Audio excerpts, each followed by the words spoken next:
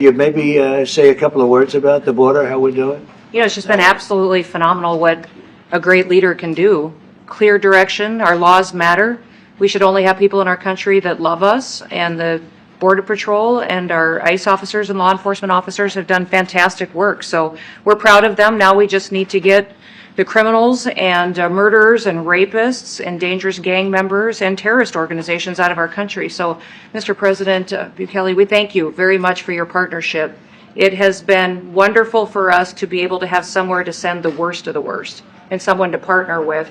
And we'd like to continue that partnership because it's been a powerful message of consequences. Mr. President, you wanted people to know that there was consequences if you break our laws and harm our people and endanger families. And this is a clear consequence for the worst of the worst, that we have somewhere to put them.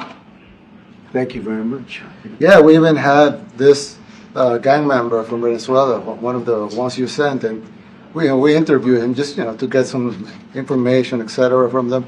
And he said, "Oh, well, I got arrested 6 times, but they released me the 6th time, so I should be released again." And then we said, "Well, what's the last thing you do?" And he said, "Well, I shot a cop in the leg, but I didn't kill him. I just shot him in the leg." And we're like, this guy was arrested 6 times here in the United States. 6 times. He was released 6 times. And in the he was released 5 times. And the last time he was sent to El Salvador, right? So he's not getting released. But the last time he shot a cop, actually, and he shot him in the leg. So these are, like you said, yeah, there's something broken. The liberal establishment. But they're not running things anymore in this country, and we're run by, and I don't say conservative, I don't say anything, we're run by people with great common sense. Yeah, common sense. Because it's all common sense. Yes. It's not liberal conservative, it's common sense. Exactly. Do you have any questions, please? President Trump? No, let's not start Mr. with President. CNN, because they're just so Mr. President. wrong. Yeah, please. Do you plan to ask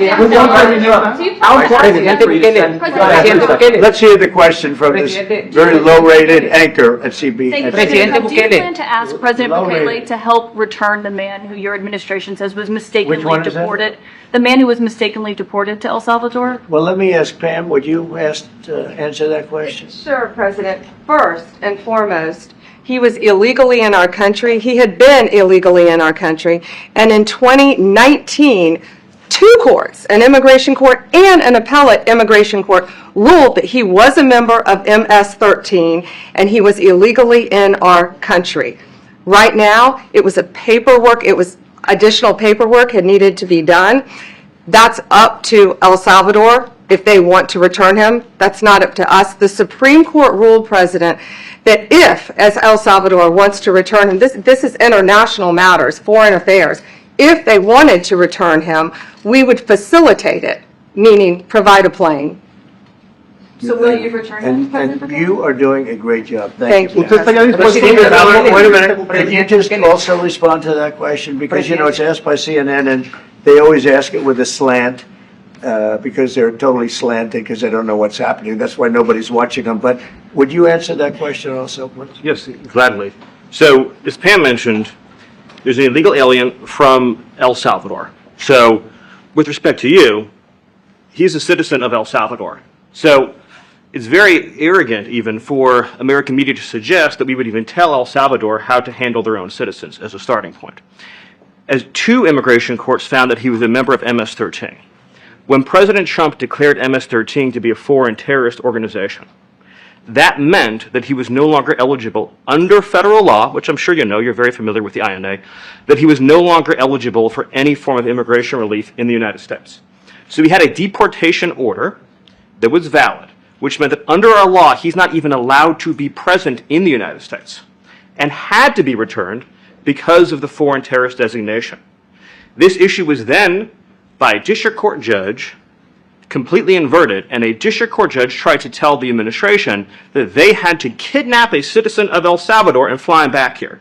That issue was raised with the Supreme Court, and the Supreme Court said the district court order was unlawful, and its main components were reversed 9-0 unanimously, stating clearly that neither Secretary of State nor the President could be compelled by anybody to forcibly retrieve a citizen of El Salvador from El Salvador, who again is a member of MS-13 which is, I'm sure you understand, rapes little girls, murders women, murders children, is engaged in the most barbaric activities in the world, and I can promise you, if he was your neighbor, you would move right away. So you don't plan to But the ask for Supreme anything Court's to get asking him back? to, Is that? What was the ruling No, in the Supreme Court, Steve? Was it 9-0? Yes, it was a 9-0 In our favor? in our favor against the district court ruling, saying that no district court has the power to compel the foreign policy function of the United States.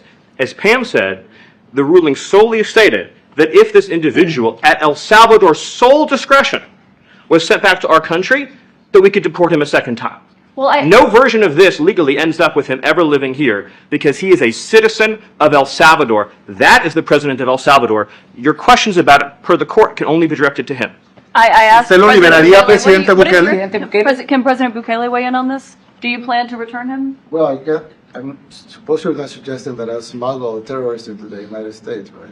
It's always How can I smuggle? How can I return him to the United States? Like I smuggle him into the United States, or what do I do? Of course, I'm not going to do it.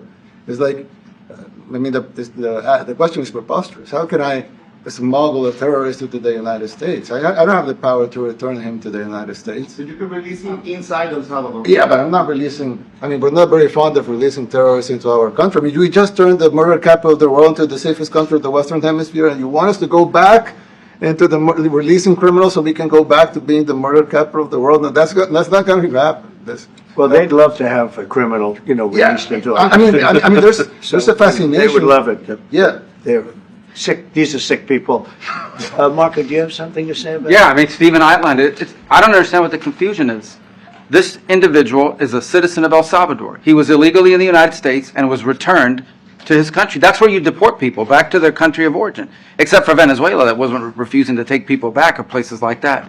I can tell you this, Mr. President. No, the foreign policy of the United States is conducted by the President of the United States, not by a court. And no court in the United States has a right to conduct the foreign policy of the United States. It's that simple. End of story.